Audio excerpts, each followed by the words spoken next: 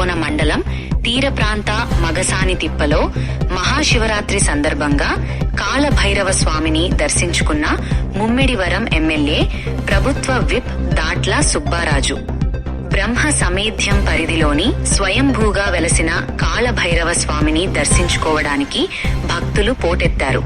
స్వామివారిని దర్శించుకున్న భక్తులు ఆలయ ప్రాంగణంలో జాగారం చేయటం ఎన్నో ఏళ్లుగా వస్తున్నన్న కమిటీ సభ్యులు. ఆలయ కమిటీ భక్తుల సౌకర్యార్థం అనేక సేవా కార్యక్రమాలు, అన్నప్రసాదం, పలు సాంస్కృతిక కార్యక్రమాలు ఏర్పాటు చేసినట్లు కమిటీ సభ్యులు సంఘాని వెంకటేష్ వెల్లడించారు.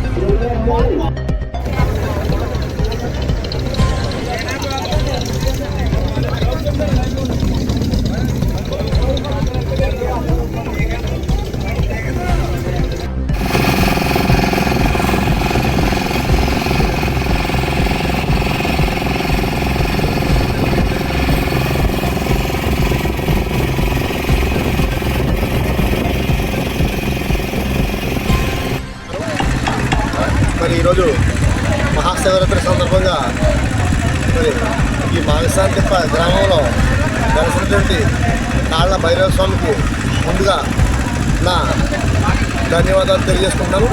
అదేవిధంగా మరి ఇక్కడికి ఇచ్చేసినటువంటి భక్తులందరికీ కూడా నా తరపున, అలాగే మా ఉత్సవ కమిటీ తరపున కూడా అందరి తరపున కూడా మా కృతజ్ఞతలు తెలియజేసుకుంటున్నాను.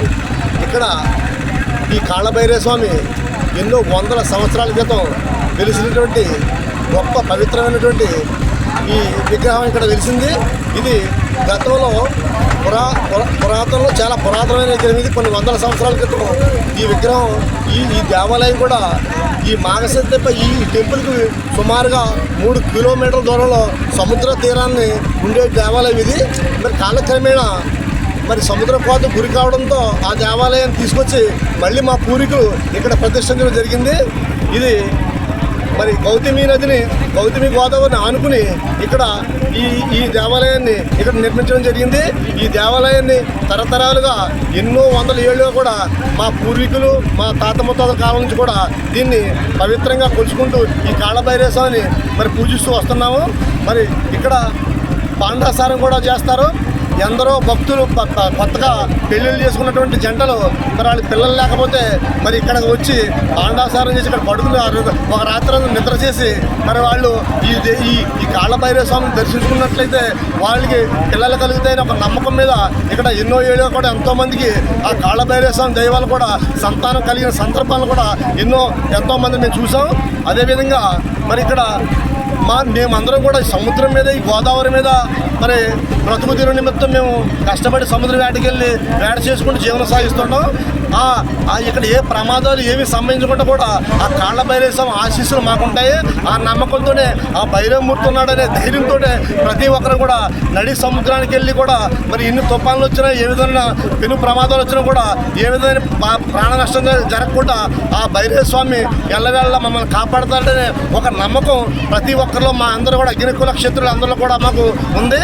ఇక్కడ కూడా ఎన్నో విధమైన ఈ రోజున ఈ శివరాత్రి రోజున ఎక్కడెక్కడి నుంచో ఇతర జిల్లాల నుంచి ఇతర రాష్ట్రాల నుంచి కూడా ఎంతోమంది భక్తులు ఈ కాళ్ళభైరవ స్వామిని దర్శించుకోవడానికి ప్రయాసాలు కోర్చి మరి రోడ్డు ప్రయాణం కూడా కాదు, రోడ్డు ప్రయాణం చేసి అక్కడి నుంచి మన బలుస్తెప్ప నుంచి అనండి, యానం నుంచి అనండి, మూలపాలెం నుంచి అనండి, ఇతర ప్రాంతాల నుంచి కూడా మరి బోట్ల మీద ఇక్కడ చేరుకుని గంటల కొద్దీ ప్రయాణం చేసి ఆ భగవంతుడు ఆశీస్సులు తీసుకోవడానికి ఎంతో కష్టపడి ఇక్కడికి వచ్చి మరి ఆ పరమేశ్వరుడు కాళ్ళభైరవ స్వామి ఆశీస్సులు వాళ్ళందరికీ వచ్చే విధంగా ఇక్కడ ఇంత పవిత్రంగా నమ్ముతారు. కాబట్టి అందరూ కూడా ఇక్కడికి ఎంత గోదావరి మీద ప్రాణాలు తెగించి కూడా వచ్చి ఆ భగవంతుని దర్శించుకుంటున్నారు.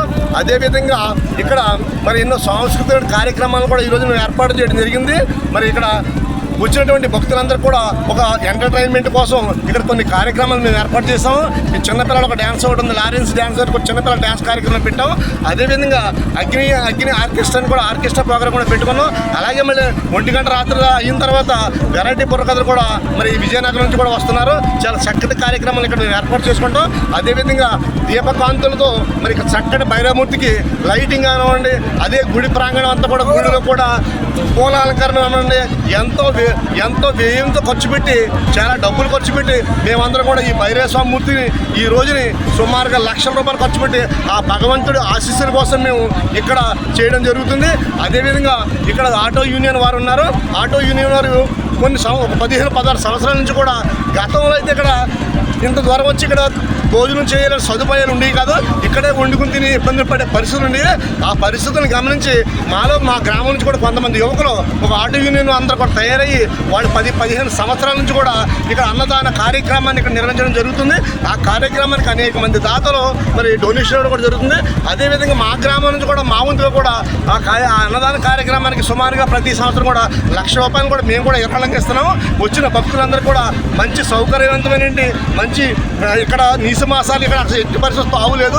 ఇక్కడ ఒక నాన్ వెజిటేబుల్ మాత్రమే ఉంటుంది. ఇక్కడ కాయగూర అయితే పవిత్రంగా మేము పూజించుకుంటాం. కాబట్టి చాలా చోట్ల ఇటువంటి మహాసేవ జరుగుతుంది, నీసు మాసాలు పెడతారు తప్ప ఇక్కడ ఈ పవిత్రమైన ఈ స్థలం సముద్ర సంగమ తీరంలో ఎటువంటి మరి నాన్ వెజ్ అని పెట్టకూడదని ఉద్దేశంతో మరి సాంప్రదాయబద్ధంగా మేము ఆ పరమేశ్వరుని కొలుచుకుంటూ కాయగూర భోజనం చక్కటి భోజనం పెడతారు. మరి వాళ్ళు కూడా ఇది ఎందుకంటే ఇక్కడ అన్నదాన కార్యక్రమాలుగా ఈ లైటింగ్ కనుక ఈ కార్యక్రమాలు చేయాలంటే ఇది చిన్నటి విషయం కూడా కాదు. ఎందుచేతంటే ప్రతి ఒక్కరు కూడా చేస్తారు. బయట అయితే రోడ్డు పైన ట్రాన్స్పోర్ట్ సౌకర్యం ఉంటుంది. కాబట్టి ఇది గోదావరి మీద ప్రయాణం చేసి నావల మీద బోట్ల మీద సామాన్లను తరలించుకొచ్చి ఇంతటి కార్యక్రమం చేయడానికి మా ముందు కూడా మేము సహకారం చేస్తాం. కాబట్టి ఈ కార్యక్రమాన్ని అంతా కూడా మా గ్రామం మాగసాని తిప్పనండి, కొత్తపాలెం అనండి, ఈ 3 గ్రామాల మీద కమిటీ పెద్దల మీద ఈ కార్యక్రమం ప్రతి ఏటా నిర్వర్తిస్తుంటాం. ఈ 3 గ్రామాల డబ్బులతోనే ఈ కార్యక్రమం చేస్తుంటాం. చిన్న గ్రామాలు కొత్తపాలెం మాగసాని తిప్ప వాళ్ళు ఇచ్చిన ఇవ్వడం కూడా మా పెద్ద గ్రామంలో మా గ్రామంలో సర్దుబాటు చేసుకుని ఈ ప్రతి సంవత్సరం కూడా ఈ శివరాత్రి కార్యక్రమం చక్కగా భగవంతుడు చేయాలనే సంకల్పంతో నేనవనండి నాకు మా పెద్దలు ఉన్నారు, ఈ కమిటీ పెద్దలు 3 పేటల పెద్దలు ఉన్నారు. ఈ పెద్దలందరూ కూడా ఇంచుమించుగా ఒక నెల రోజుల ముందు నుంచే ఈ మాగసాని తిప్ప గ్రామానికి వచ్చి ఈ శుభ్రంగా ఎలా ఉన్నాయి ఈ కార్యక్రమాలంతా కూడా వాళ్ళు పర్యవేక్షణలో కష్టపడుతూ ఈ పెద్దలు ఎంతో కష్టపడి వాళ్ళు సొంత పనులు కూడా వదులుకొని ఈ పరమేశ్వరుడి కాళభైరవ ఆశీస్సులు కావాలి, ప్రజలందరూ సుఖ సంతోషంతో ఉండాలని ఉద్దేశంతో ఎంతో కష్టపడి పనిచేస్తున్నారు. ఈ మహాశివరాత్రి ఉత్సవ కమిటీ ఈ పెద్దలందరూ కూడా నా తరపున మన ప్రజలందరూ కూడా ఆ కమిటీ పెద్దలందరూ కూడా మరి ఒక్కసారి నేను నమస్కారాలు తెలియజేసుకుంటూ సెలవు తీసుకుంటాను.